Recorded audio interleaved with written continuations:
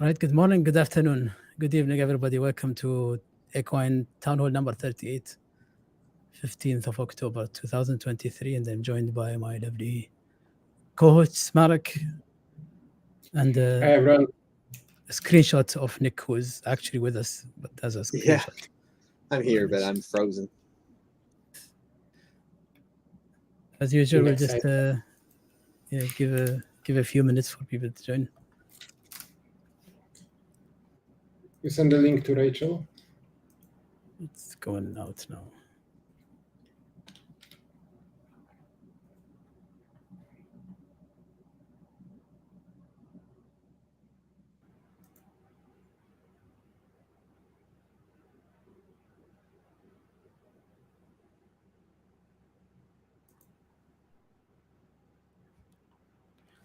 I see Craig is, as usual, expecting snacks. I wish we could share snacks digitally. We can have a sponsor that gives out snacks. Hi, Tomo.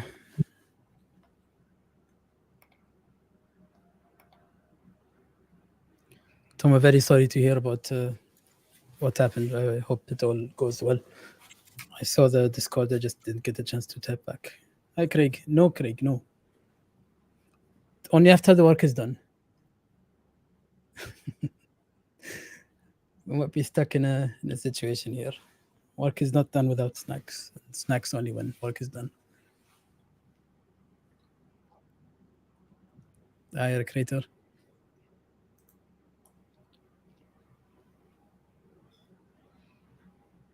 We can have a negotiation, Craig. It's okay. Hi, Miran.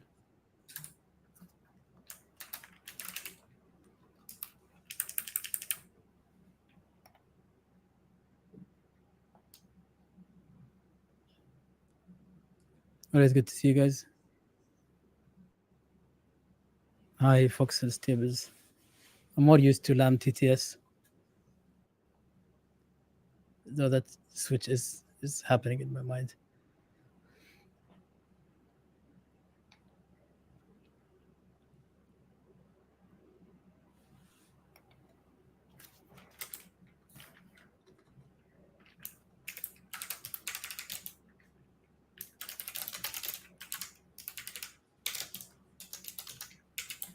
No, it's okay. I like Fox's Davis. It's beautiful. It's just the nostalgia. You absolutely don't have to change it back.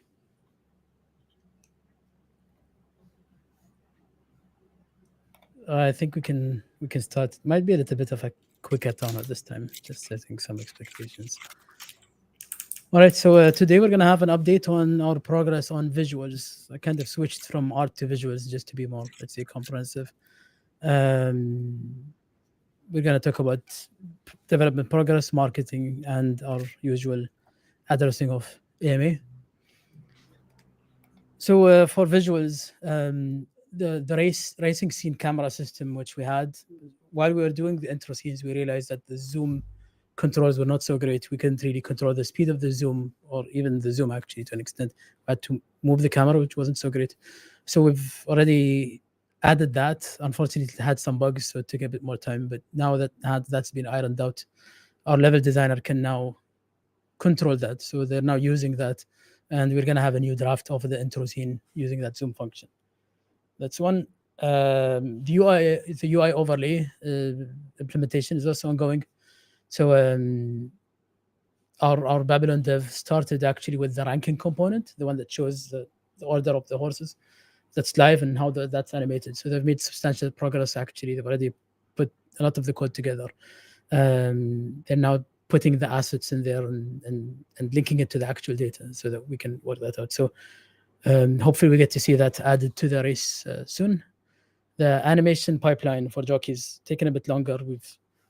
We've done a new set of animations. The grip of the jockeys on the reins and the feet at the stirrups was not perfect. So we're now comparing two different approaches. We're actually starting with a more basic approach, which was probably what we're going to use for testnet and maybe even mainnet release first of all, is a more manual approach to mod or posing these jockeys, let's say, because any other way would be much more complicated in identifying or hooking up these contact points. And the race gate model improvement, the artists already worked on that, but it's not completed yet, so we'll share that once we're done. That's what I have on the visuals side. Nick, please, on the development. Yep. Basically, we are working on pretty much the last thing we need to have no more muck data in the app. So everything will be connected to live data from the testnet. Basically, only the race list and the race information was needed now. In the last 2 weeks, we got the scheduler working. So now we have the full schedule in a CSV that we can simply parse and send over to the server. And then it will schedule all the upcoming races according to that schedule. So a bit of the work was done basically building tests to make sure that those functionalities always work and don't get broken in the future. We added a lot of logs so that we see what's happening in the logs, so that if there's any problem, we can go and find out what's happening and how to fix it. And we made sure to have rollback protection. Rollback is something that happens very seldom, but it does happen on the blockchain. So sometimes you're a few block down, and actually another fork of the blockchain gets taken, and basically you have to go back in history on the blockchain and forward on another branch in the history of the blockchain.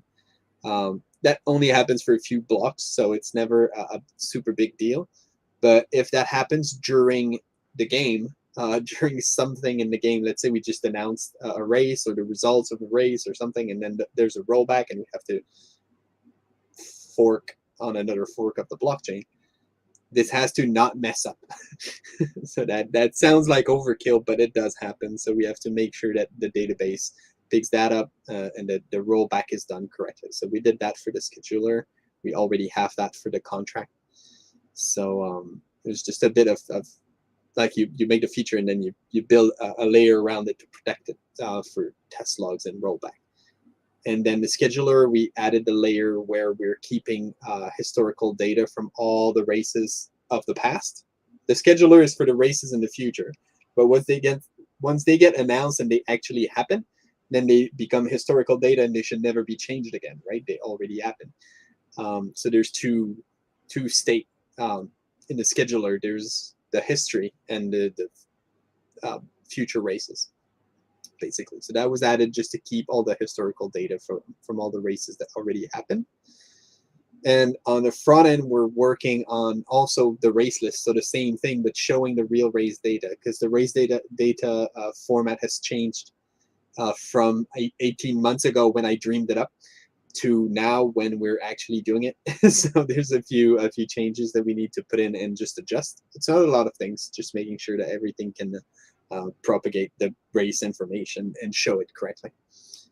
So that's basically what we've done in the last 2 weeks. So what's coming is just finalizing that, basically having the server be able to answer the simple question, what are the upcoming races, and get a list and show the proper data in the app. Then we'll be able to click enter the race and test it. I'll try to dumb it down a little bit. So we've already finished the part where we can schedule a race and then send it to our server, and then our server also can now then do those races on the blockchain.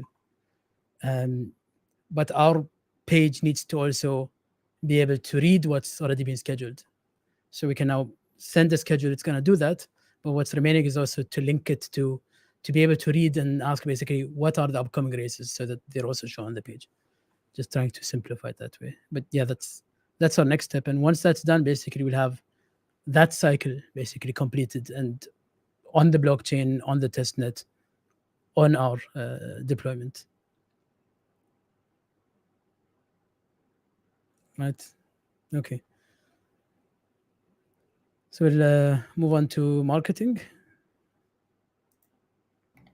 Yeah, so the invitational that will be happening next Sunday, the final, we already have the registrations closed. Thank you everyone for submitting. We got 24 colts and 24 fillies who will fight against each other or race against each other in the final next Sunday. We decided to make it a bit more fun this time, and quarterfinal will be 1 lap, semifinal will be 2 lap, and then final will be 3 laps.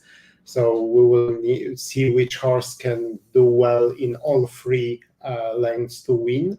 We will have the standard total prize fund of 1,000 data, so 500 for the top three, split among top three horses in colts, among colts and among fillies, because we separate them. And yeah, and as always, it will be at this time when we have town hall on October 22nd. And then we are planning a bit of a Halloween giveaway. For now, we don't yet share details because there's still plenty of time, but keep an eye on announcements from Rachel, most likely, that will be coming soon. And I think that's it from my end, actually. It's a quick one. The invitational live stream is also going to be my birthday. Just a side note. Oh, okay. Then we need to add some bring special bring the birthday hats. We need to have, maybe we should name it like some Fahad Cup or something like that. Yeah, it has to be befitting though.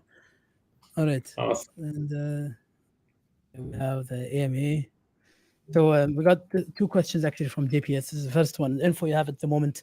Does the team think that we can race this year? It's always a challenging one. I think the pace that we have seen has shown us that it always takes longer than we accept, or we always underestimate the time needed. That's the reality. I'd say mainnet, I think it would be very, very. I was really hoping and actually pushing, but I think I'm not sure how feasible it would be for mainnet releasing to be by the end of the year. Although I'm really hoping for it. Public testnet, I would say maybe possible with some features missing, as in the race visualization not being perfect, as in showing maybe some part of the sequence. What matters is the middle part of the race anyway, right?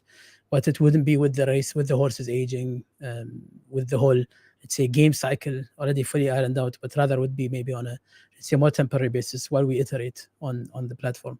That might be a more actually, let's say, feasible approach. And it's something I think we need to also identify how the community feels about this approach, because you guys know that we're perfectionists and we're working towards resiliency and scaling and having all these features, and we can't compromise on the blockchain part. Obviously, the 3D part is what we can maybe compromise on, but it's a challenge because we don't want to compromise too much and then have a bad looking game, right? But at the same time, if it's testnet, if it's better, and if people are willing or excited to rather start getting in on the action, even if it's not with the active, let's say, horses, we'd also like to hear that feedback, just so we can also kind of guide our development towards that, or the cutoff, basically, for when we start bringing people in. Because we really want people to have a polished experience, but then testing never is supposed to be with a fully, let's say, polished experience. It usually is gradual, kind of. So I think it would be good, at least for those who are watching the stream now or those who watch later. We'd like to hear you guys also chime in with some of your own thoughts on whether you guys would prefer to have, let's say, a testnet public version that doesn't have all the bells and whistles, doesn't have all the graphics, let's say, perfectly done, maybe horses without jockeys, for example, or any kind of, let's say, shortcuts that we need to take just to get that ball rolling, or whether you'd rather we basically work it out and then get to something that actually looks good from the get-go. That's I think a good would be good for us to also know what you guys think about this. Has internal testing already begun? And a sneak peek from racing. So we're doing the two parts in parallel. One is the blockchain and website integration, which is what Nick was mentioning earlier about the scheduler and the race list and all of that. And then the 3D viewer, which is basically just saying, here's a race, show us what it's supposed to look like. So both of these are ongoing iterations. Internal testing of a full cycle is not yet there because we haven't yet fully connected all those pieces together. But we are iterating and then testing each of those as they go. So the scheduler now has been deployed. We've tested that. We got the result of that. Now we're gonna have to hook that up to the page. Then we're gonna do more testing on whether the page is gonna show what it's supposed to show, and so on. But the whole thing, unfortunately, is not yet even at that phase. So absolutely. Two more questions from the chat so far. One is question has been asked 100 times. Any plans for a token? Even today, I think looking at how tokens have evolved and how we may be able to use them, I'm still convinced that there is room or a place for a token, but I'm also still convinced that we are not also in a position to use it yet. We're looking at other projects that have been using tokens in games, and we're looking at the added value of that functionality and whether it's actually added value, whether it's sustainable, and so on. But yeah, our view is a little bit different. I don't have a confirmation yet. We don't have a commitment yet, let's say, to implementing the token concept yet. We see where it can be valuable. We see how it can work, but we don't see that as, let's say, we don't see now as the right time to introduce that, especially when our focus is actually to launch racing with ADA. That's the focus still. Actually, I should be showing the questions here, so I'll show this just so I don't feel like I missed it. And then this comment from Tomo: internal testing will get you so far. If you have the community testing, we'll be able to find bugs that the team may not be having, and feedback will be useful. Absolutely.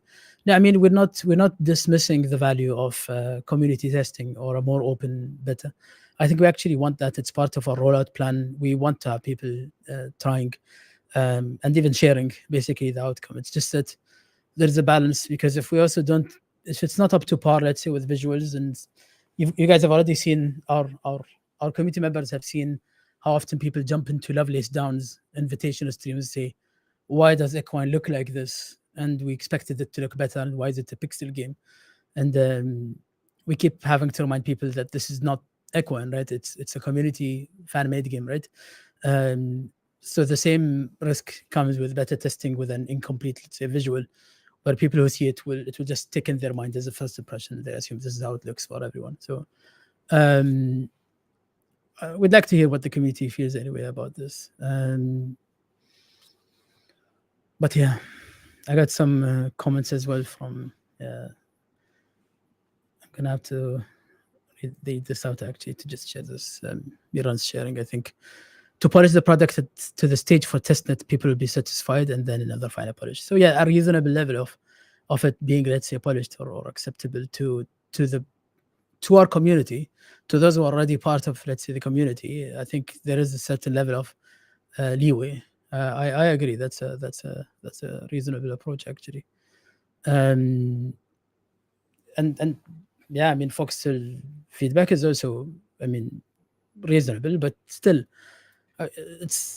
Don't see much point in open testing. We don't have the results to respond quickly. Yeah, but the point is not necessarily to respond quickly, but it's also to identify what these issues are before they're mainnet. I'd rather have that in a testing version than in a mainnet version, especially if it's a major one. So test is necessarily for identifying these, let's say, issues or bugs, and it's not necessarily for, let's say, the focus is not on the quick fixes. It's, in fact, it is the place for this kind of situation, I would say, rather than a mainnet issue where we need to be ready with quick fixes. So we'd rather avoid those larger fixes by having this testing happen. But points well taken and noted. And I think a dialogue in Discord also would be helpful if anybody would like to post in the owner channel or in general. That we're always looking at those and seeing the feedback there. So unless there's any other questions, this is what we have for this town hall. We'll see you guys in the Invitational next Sunday. Look forward to seeing the competition there. And as always, thank you so much for showing up. To those who did show up today, we appreciate your presence always and the feedback. And we look forward to showing you guys more substantial updates in the next town hall. Thank you so much. Thank you, everyone. Thank you, everyone.